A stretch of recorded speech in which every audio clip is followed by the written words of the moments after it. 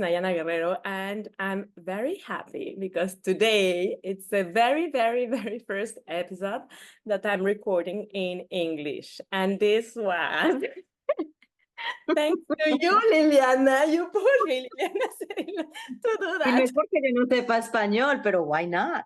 ¿Cierto? Why not, Exacto. Nayana? Es porque ya Liliana told me, ya, come on, Nayana, let's do it in English. I was like, okay, let's do that. So really, I'm doing this because it's someone you need. This is something that happens in life. Sometimes you need like someone else to give you like this hand, este pujoncito, like life. And and for me, this was you, Liliana. Entonces, eres mi madrina. Thank you so much. It is my pleasure to be your madrina in this little push that you already know how to do. Yes, pero qué nervios. But please, Liliana, welcome to this new phase of the podcast now in English. And please, Liliana Cerilo, if you can introduce yourself, and the floor is yours. Thank you. Thanks for letting me interview you and for pushing me also to do this. My pleasure. First of all, thank you for reaching out and for doing this podcast. I feel that every person, no matter what their story is, has a story. No matter what their journey, has a story. And especially for women in business and technology, there are not that many of us. And so for you to go and find them and allow them to inspire others or influence others or anything that can happen in these calls, I think is beautiful. So thank you for taking the time.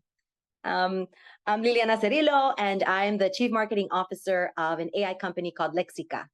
If I tell you a little bit about me, my role in life for me is to be a student of life and to be open to opportunities at all points. So, I started, I've had many lives, but if I started one of them, I'd say I started in advertising as a strategist to be the liaison between the creative idea and the needs of the client and their business objectives and the behaviors of consumers.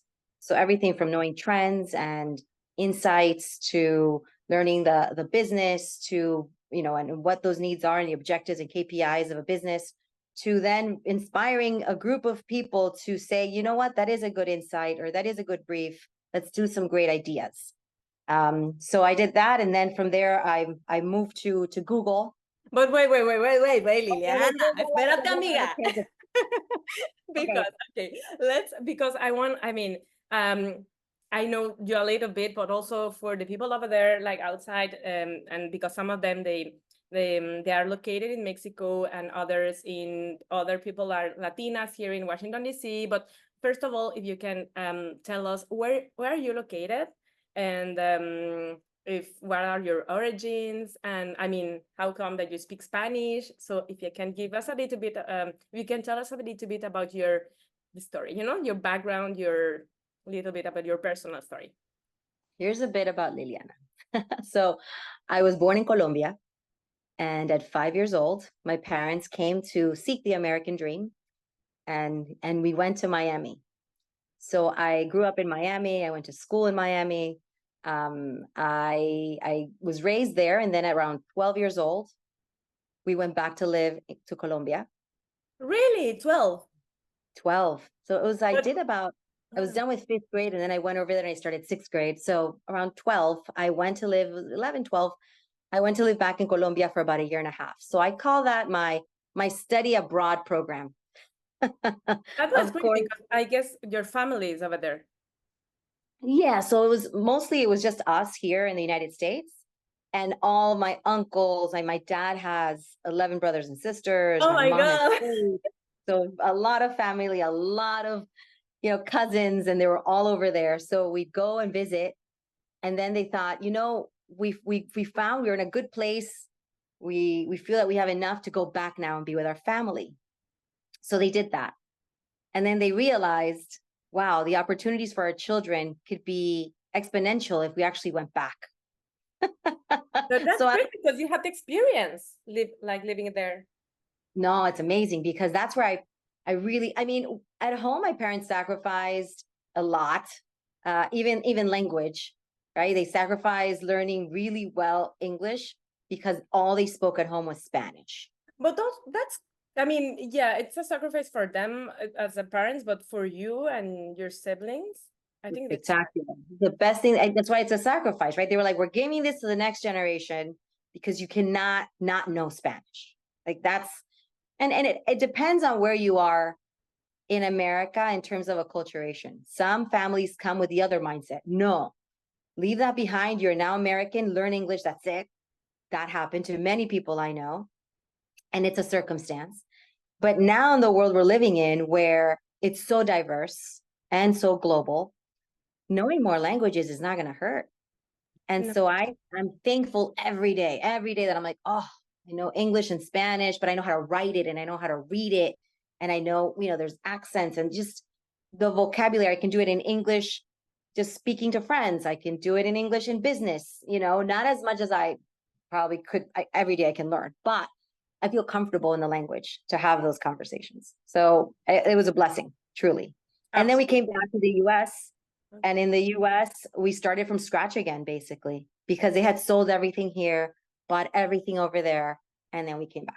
So You came back to Miami? back to Miami. The Okay. second. Okay. Yes. Okay. Yes. And now where are you located? So then after Miami, I went to New York for 10 years. Wow, that experience living in New York? Yeah. It was like, because I was, so I started in radio and television. I went to the University of Miami to study broadcast journalism and theater production. Okay, that was your undergrad. Correct. Okay. So I did that in Miami. And then I serendipitously, I landed I did have a TV and a radio show, but at the same time, and I always did it while I was in school. But then I also found advertising while in Miami. And I found an opportunity there that was amazing. They offered it to me right after I graduated. And I had to make a decision. Like, do I stay in journalism or do I go and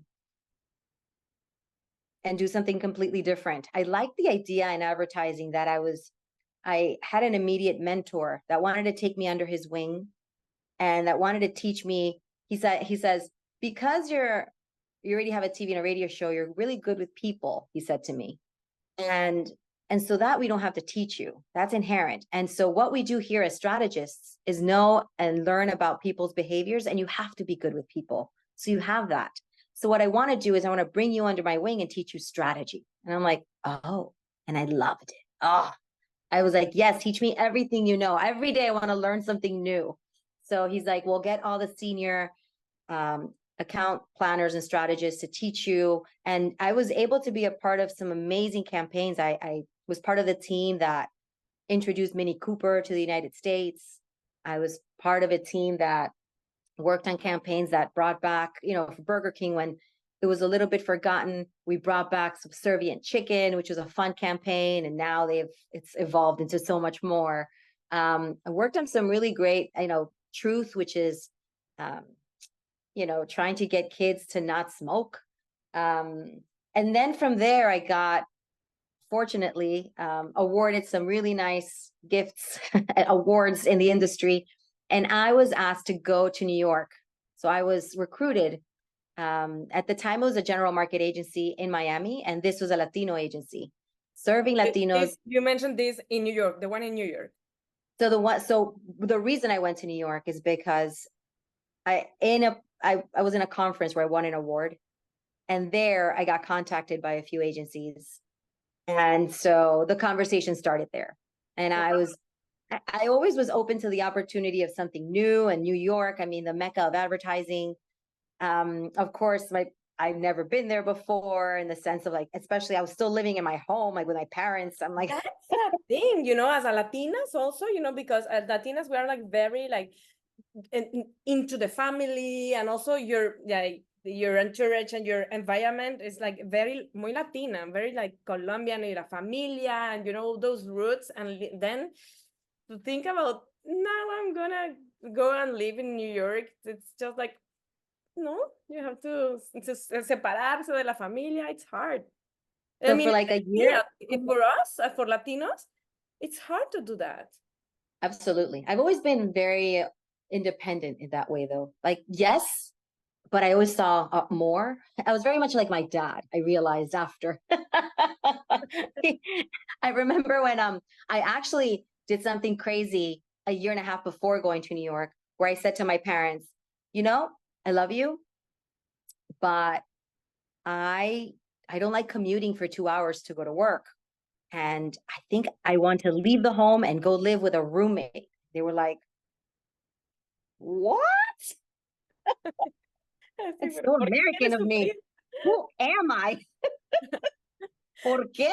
Pero ¿por Queramos qué? todo.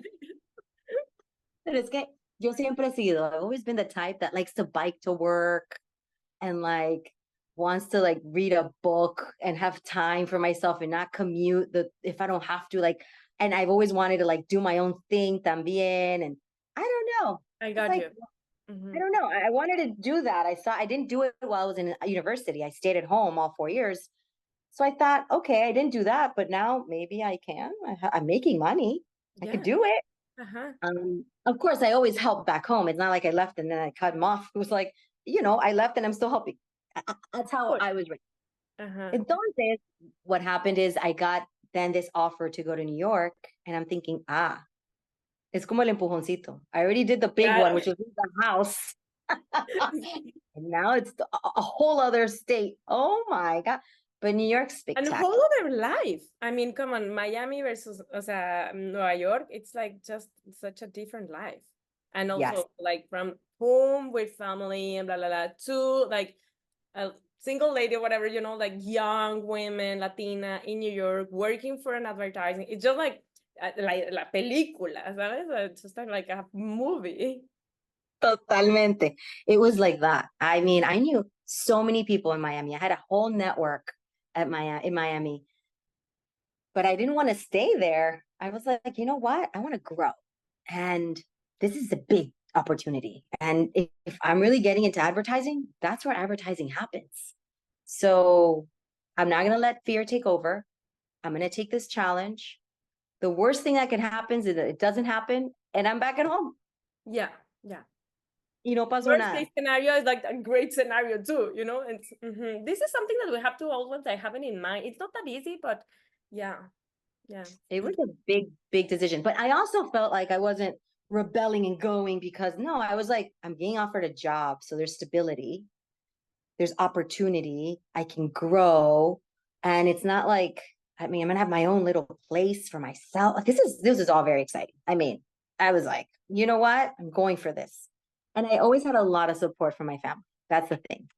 Like That, the family was always there, like, go do your thing. We trust you. We believe in you. You're amazing. And I was just like, all right, I can do this yeah. And if anything goes wrong, we are here. I right think here. that's Always. amazing. I mean, no, having that support, and also I think it's in our roots, having that support, like vuela, o sea, vuela, crece, fly, like Well, go and discover the world. Because in the end, also you have it in your blood, your parents did that too. So bueno, y parte de eso, ese empuje fue, I saw, and I'm trying to speak both so that everybody understands, but but part of that push was, you know what? I saw my family and everything they sacrificed, like so much. From not being with their family to taking jobs they had never done in their lives to having to, another language to meeting new, it's just completely different. And I was thinking, if I want to help and be that next generation, I have to do it better, more. I have to go for push it more. And so I knew education was really important. Like I knew, there's a ton of family members that didn't finish college, and I could see like if they just would have finished, it would have been open more opportunities, or if they would have. And even my parents, my mom had she went to university, but it wasn't a full 4 year, it was like a 2 year, so it was like a technical one. And then she was getting ahead in her career. But then there was the American dream, right? And so they were like, maybe we can achieve more.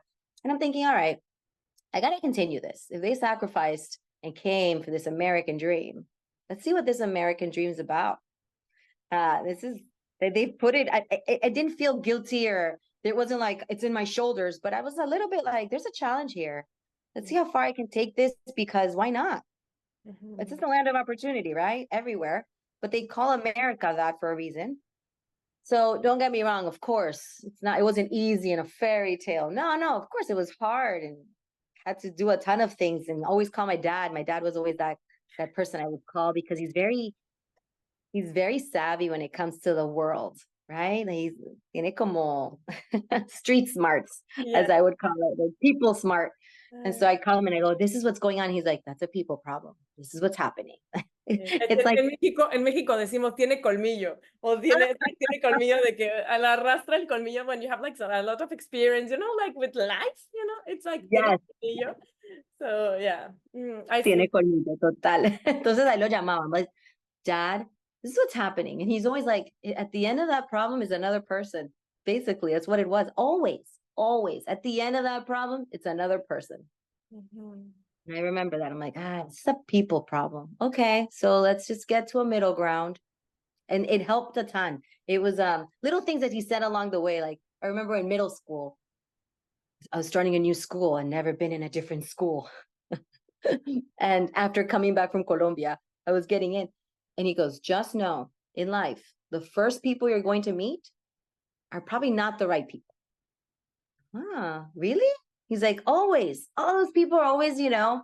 And in life, eso me pasa todos los días. Todos los días, I'm like, okay, it's a new endeavor. I've never been in this industry, or I've never been in this country, and you always get like, hi, because they see, oh, you're so new. Oh, you're so cute.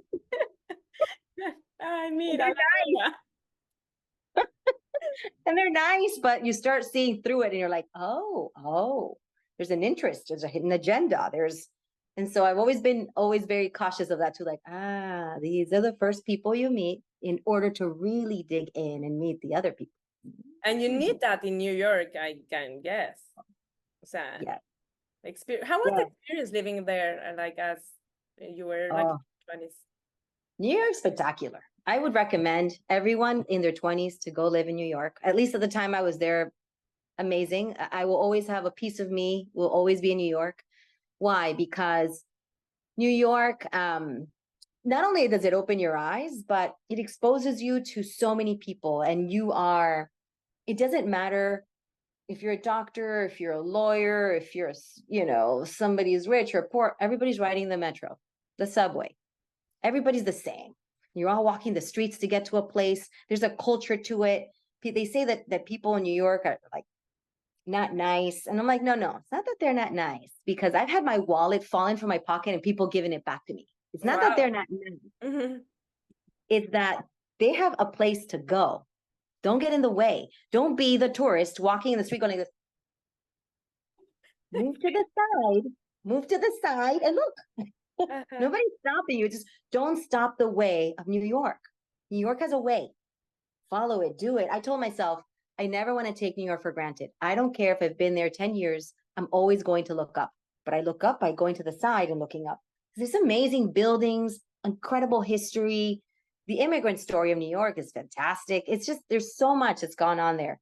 And the opportunities are spectacular. If you actually do your job, get good at it, work for it, meet people, there's opportunities all over the place.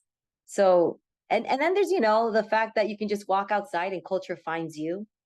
I remember walking the streets and then seeing a tiny little alley. You go in.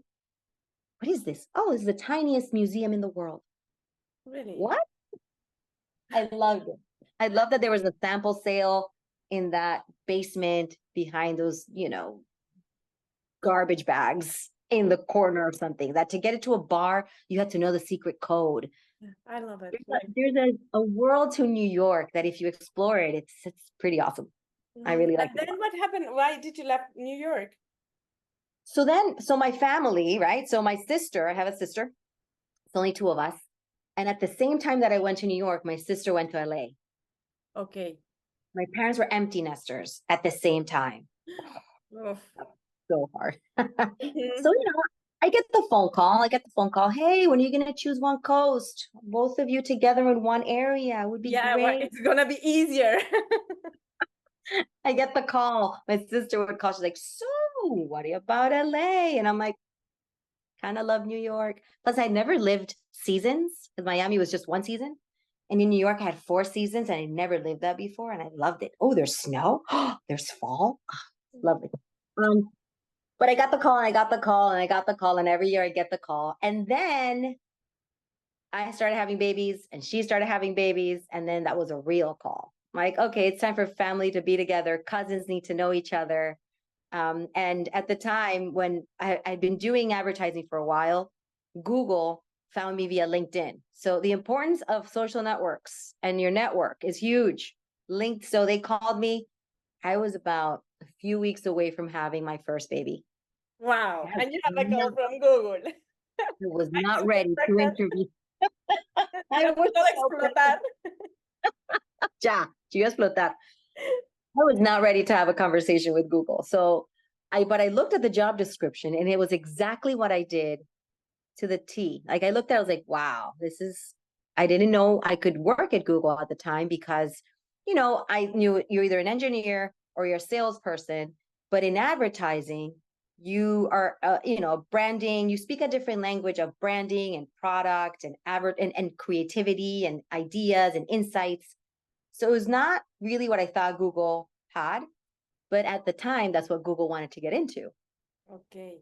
And they needed somebody to speak the language of advertising agencies and clients, but also media, so that I can then be almost like the bridge. So it worked perfectly, but I said no. Oh my goodness, I'm about to have a baby. No, I can't even start the conversation. Thank you from the bottom of my heart.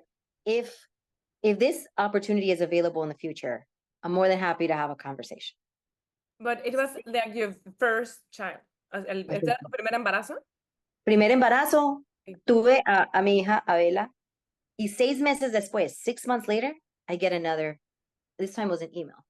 Hi, Liliana. Hope you and your Okay. daughter are doing fabulous. I'm like, what? Wow. Ajá, they really want you. Es como el novio, como el chico que no te suelta porque quiere realmente contigo, ¿sabes? Es como, wow. Es el que dices, oye, sí vale la pena porque está ahí. O sea, no. And había el mismo, es que el mismo rol que tenían hace 6 meses, abrieron otro. So I Wow. had the opportunity right there. The same role opened up again. Ajá. And I was like, now I'm ready. Yeah, my daughter, have the baby's done. I could have a conversation. And I started. And so this conversation must have lasted a few months, interviewed internally with a few rounds. And then in October, I was at Google. So I Wow. started at Google New York at first.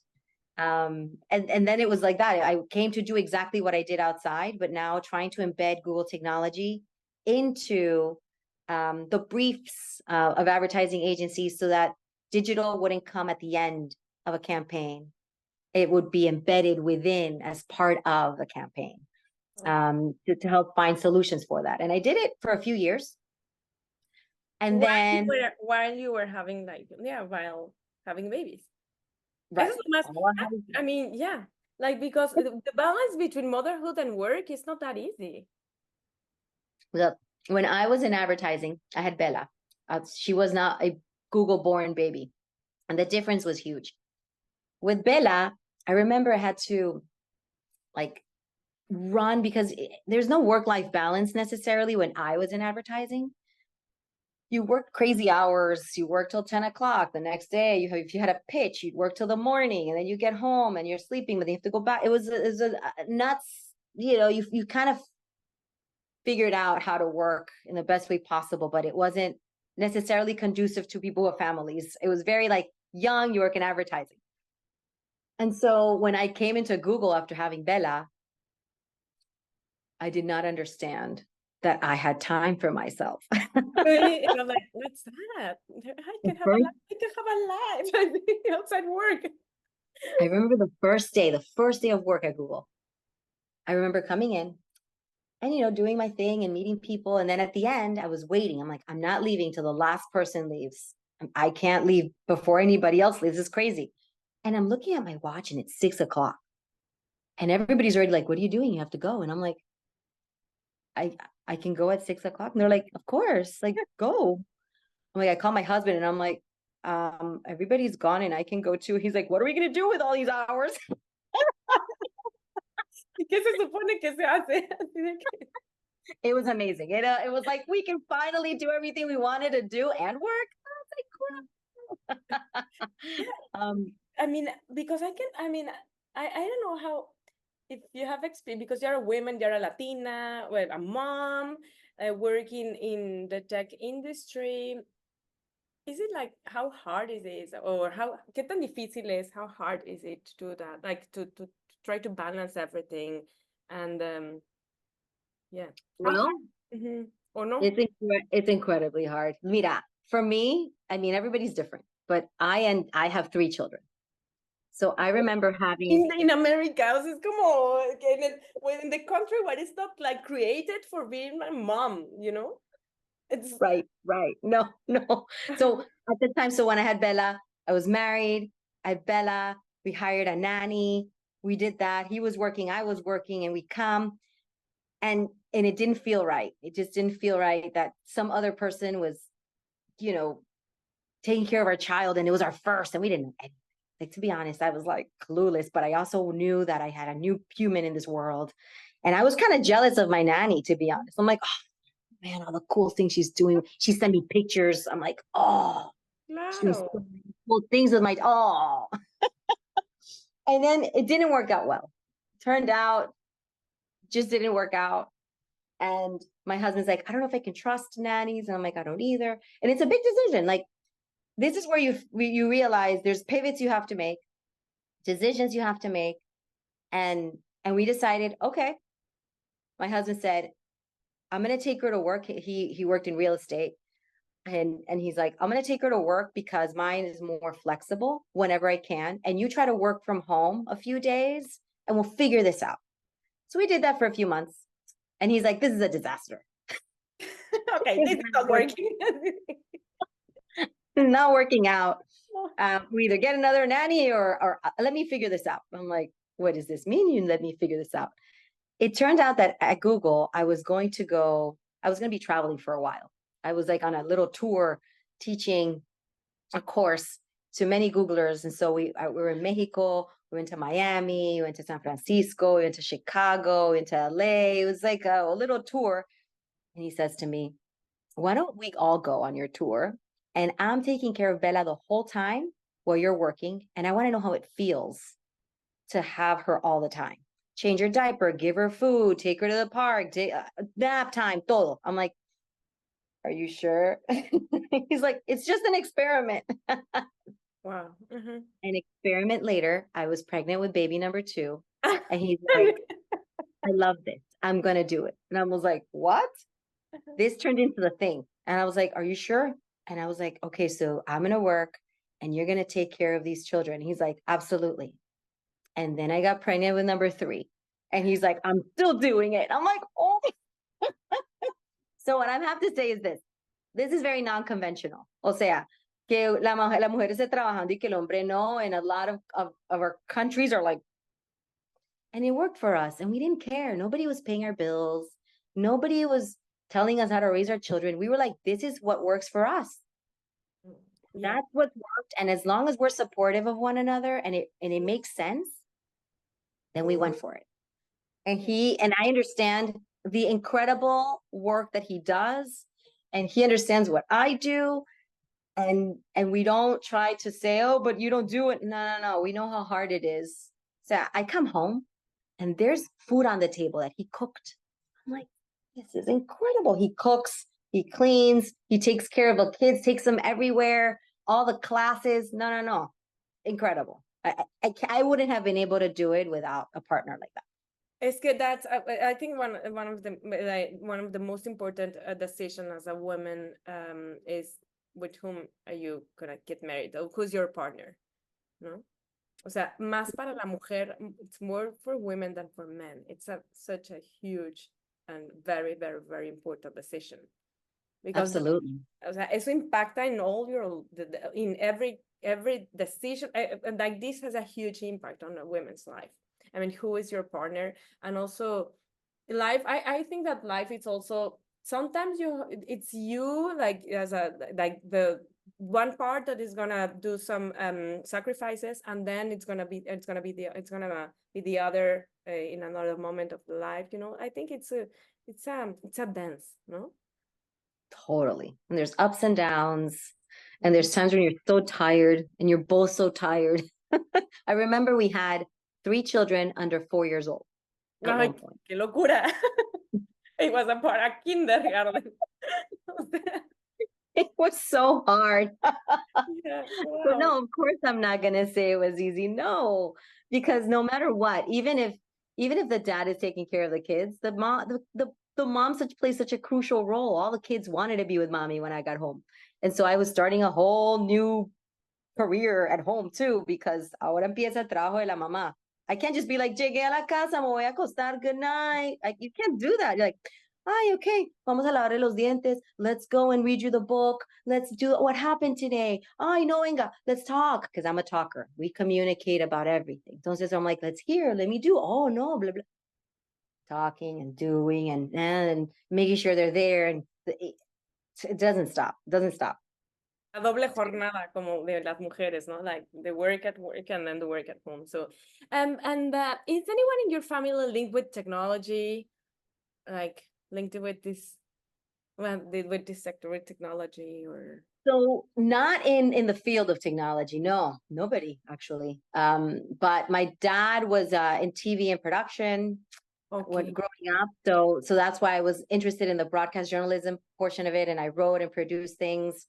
But not in technology as we know it today. Not like in the field of AI or it was because of some of the things I was in that I opened myself to it. So when I was in my 20s, because I had a TV and a radio show, somebody who heard my TV show, my radio show came in and said, and it was like in the 1990s first internet bubble.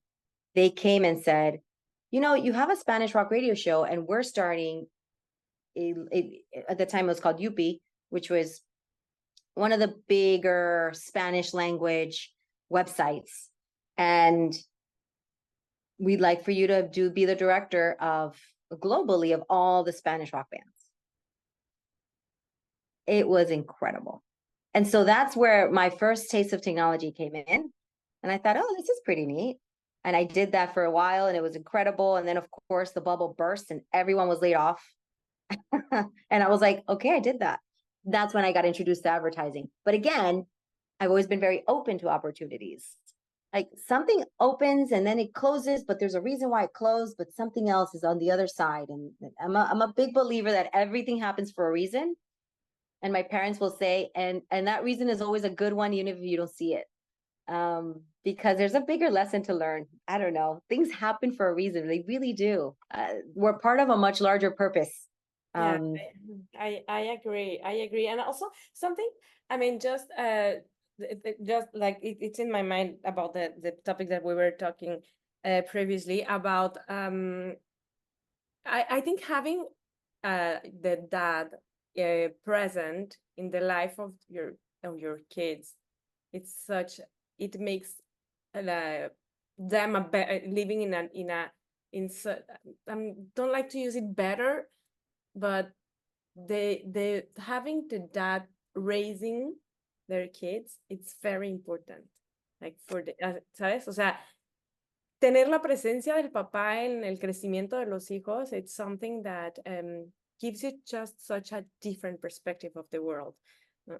O sea, to be honest, having that opportunity for all, that's why now we also talk about, because it's not only raising a kid, it's not only the el deber de la mujer, it's not only a woman's job, it's a society. I would say that it's less about gender. Exactly. And it's more about having human beings that are incredible. Kindness. If you have kind people raising you, you have an awesome childhood, right? Like I don't know, everybody's so different. I know people who've had 2 moms and they're fantastic people. I know people who've had 2 dads, fantastic people. I've seen so many people raised by one strong female, like that is what's incredible. But if the dad wasn't there because he didn't want to, or the other person wasn't there because they didn't want to, or that was a choice the man made, as long as they're actually giving to the world in a way that can make better people, Exactly. it's the, I think that's what matters most. Like if I will feel grateful and I did my job right as a mom, if at the end of the day my 3 little ones are kind people to this society. I agree. I completely agree. Like I did it. I feel like accomplished. Yeah, I agree. Liliana, do you have like what do you do now in Lexica? Yeah, so it's really fun. So as a chief marketing officer, it's a scale up. So it's a US based global company that has been testing its technology in Latin America for the past 9 years. And what's really fun about it is everybody knows about AI and the phenomenon that AI is and what it's doing. But it still has a lot of things that needs to evolve. There's a second wave of AI that is coming. And so that's what Lexica is here to do, to show businesses that the next wave of AI is actually going to help them, because chatbots won't ever have to hallucinate again or make up information. You know how like right now you talk to any of the chatbots, whether it's for business or even for personal reasons, and sometimes they just make up stuff. Our technology is able to not do any of that. It's a little bit of technology that, according to Gartner, which is one of the leading consultants in technology, they say that this technology is going to be out in the next maybe 5 to 10 years. And so the amazing thing is that it's actually here already. So my job is to try to change the paradigm, because the reason why it doesn't hallucinate is because it is done completely different. Like, instead of teaching a computer to understand language through math, the invention that Nadia Weber, our CEO, discovered, as she says, is that we're teaching computers how to understand language with words. And so that's why it understands semantically the meaning and the context of words, and it doesn't try to figure out what the next word is. It knows the word. So my role, as you're asking, is to come in and start educating. There's a lot of education that needs to happen, and it's not just on our company, but I think a lot of companies suffer from FOMO. They all want to join in. They can't wait to do it, but they realize it doesn't work the way they want to, or they don't even know how to start. And so I feel that there's a lot of fear with AI as well. And the reason there's fear is because they don't understand it. And so for me, I think education is critical. So a big component is that, like creating videos and sharing that, having right conversations with people who do understand, and writing white papers. And so that's what the company is doing, so that I can then go out into the world and tell people about it in this role. But again, you wear many hats in startups. So anything from I'm the CMO, but I'm also the CBO and the COO one day, and every day you're a little bit of everything, because you're talking to multiple people. But they're like wearing different hats. And also, I can see that now you have all this experience, and now that you can also have like this whole, because it's like such a different world to work at Google, just very, very, very important a tech company, than to work for a small, like not small in the number, it's small in the number of people that works there. Yeah. So yeah, I guess Absolutely. I mean, when you go and tell, what I loved about, the jump was very different, right? Going from Google, 150,000 plus people, to less than 30 people. Whew, crazy jump. But the efficiency of the technology is incredible. So one engineer works as if it were 10 people. To get people to understand that is a little bit different. But also when they tell you, like, so what does your company actually do? And you're like, okay. And I say, complex. okay. Well, no, but like, think about it. If I say, imagine being able to write or build any software, like the software that runs companies, like the hardcore software, the operations of your business, all by using Spanish or English. Just but the language of your business. What if you knew how to do that? What? What do you mean? Yeah, you don't have to code anymore. There's no coding involved. on the front end or on the back end. You just tell us what your business is about and you have software. Wow. Wow. Yeah. It's But amazing. again, that's like, what? Education. Education is very important. And the change of and the change of paradigm.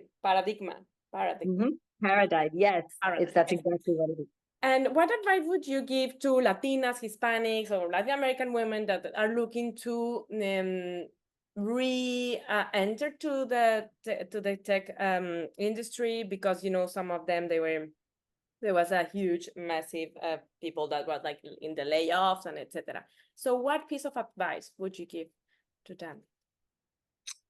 I mean, so if it depends on where they're coming from, right? So I feel like you always have to be open to the opportunity. Open. When I say open, I can tell you,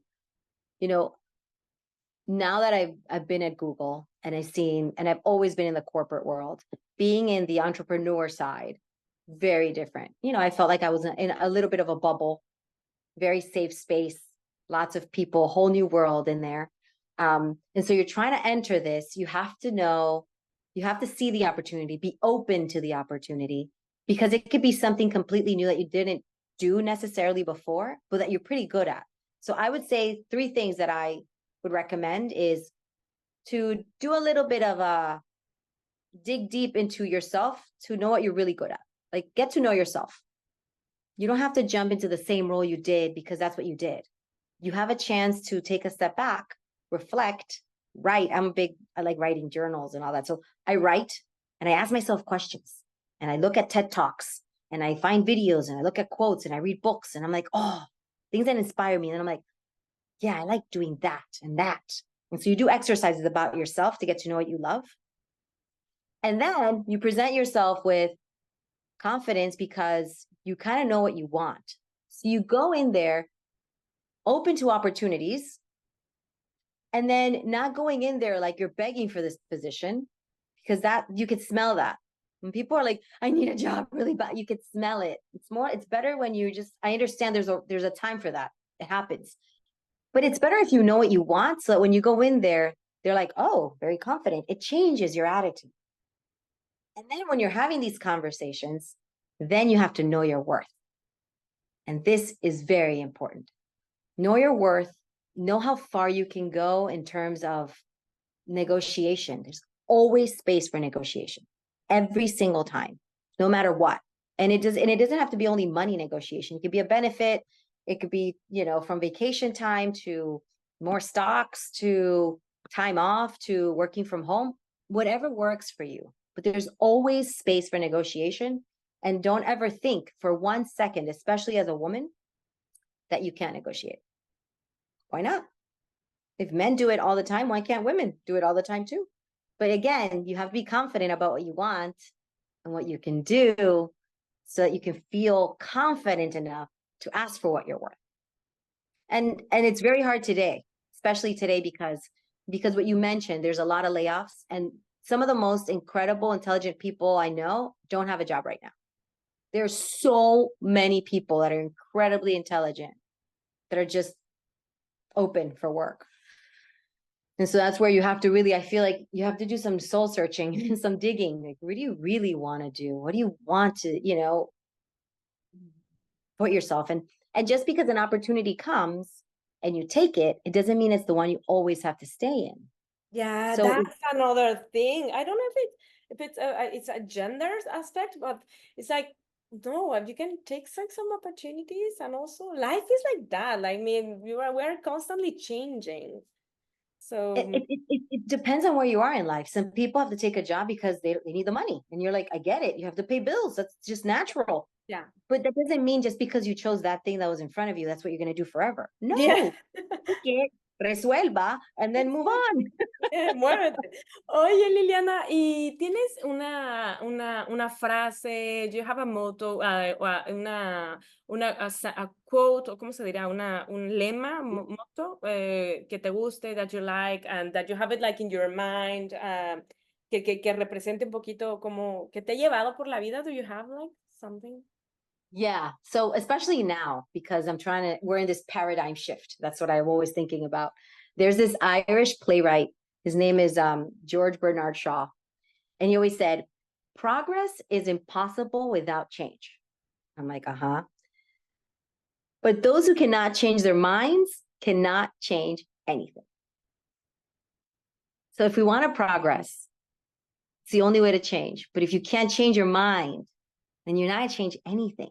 Zero. Nothing's going to happen. And so that works for everything, right? It can work for that huge opportunity that I have in my head about this company that I'm working with, but it can happen with the next job.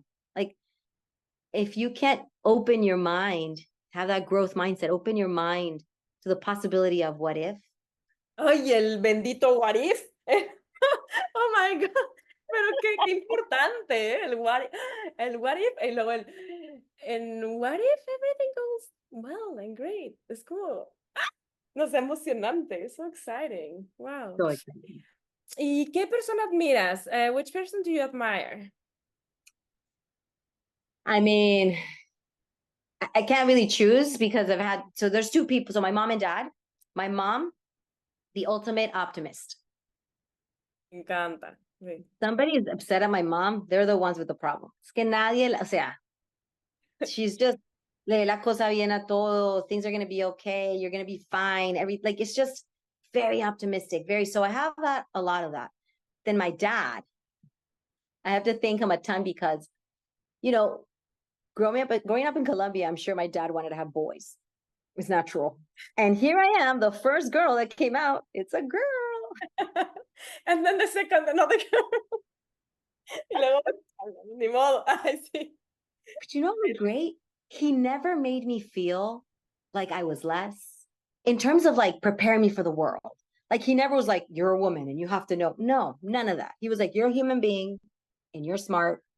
Go. Right. It was like, you deserve exactly what you're working hard for. Like he was always like, and I never in my house heard like, oh, because I'm a woman and oh, the struggles didn't grow up with that. I just didn't. I was just like, yeah, of course I can do it. Absolutely.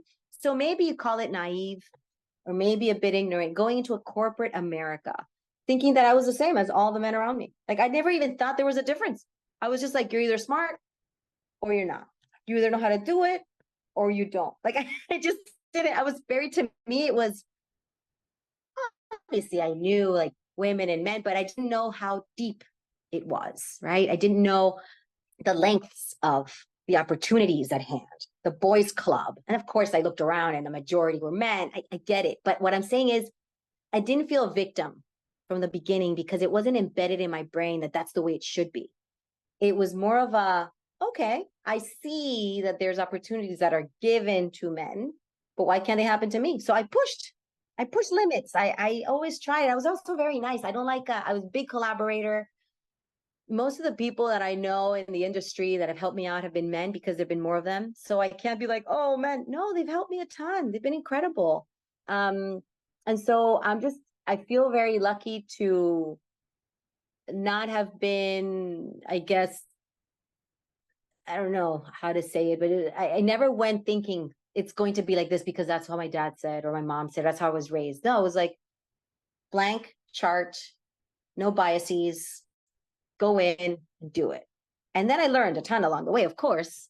And the women that I have met along the way have been some of my closest people that I know, incredible, independent, tough women that are just fantastic. So they're friends for life.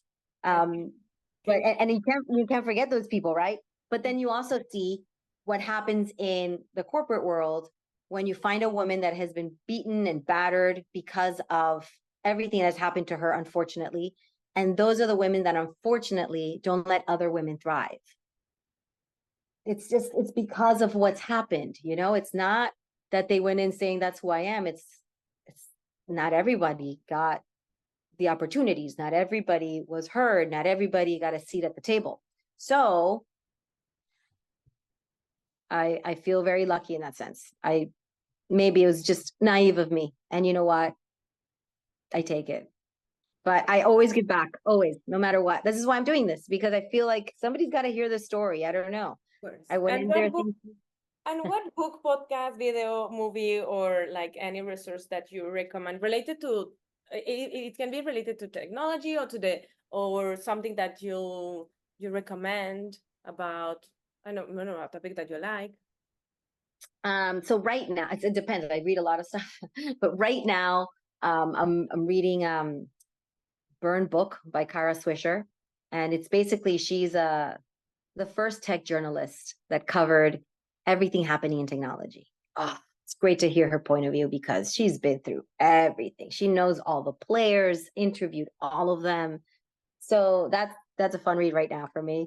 But I really like getting into like documentaries or movies that like, especially right this instant, because of where I am, where I'm in a scale up, it's trying to grow. When I see the true life stories of others, like Jobs or the WeWork story, We Crashed, or Tetris, all those stories of like people who are striving to try to get it and make it, and all the struggles they went through, and then what happened. And you're like, oh my God. Those are, I love them. Like, they inspire me. I learn a ton. I'm like, oh, but I never thought of that. That's incredible. Like, I'm always like, I literally am watching movies and I'm like writing notes. My husband's like, what are you doing? I'm like, I just need to, stop it. I love that quote. He laughs at me. He's like, you're hilarious. I'm like, no. That was genius what he said there. I love it. Me encanta. Always learning, and yeah, that's a great thing. Bueno, Liliana, pues thank you very much. Gracias por este momento. Thanks for sharing this time with me, with all of us, with all the people that are gonna hear this. Y gracias for to be like so open about your life and about your path. And yeah, you inspire me. I mean, really, I was like looking into LinkedIn, and really LinkedIn like sirve. And this is why I texted you. I sent you this message, and thank you very much por esta apertura y por esta confianza. Muchas gracias. Y que yeah, very your life story is like very inspiring. Thank you so much. Again, thank you. This is wonderful. Keep doing this. I hope more and more women listen to this so that they actually can hear more stories or can be a part of the stories too. So thank you so much. Bueno, pues thank you all for being here to be like in the very first episode in English, and nos vemos en el siguiente episodio. Bye bye.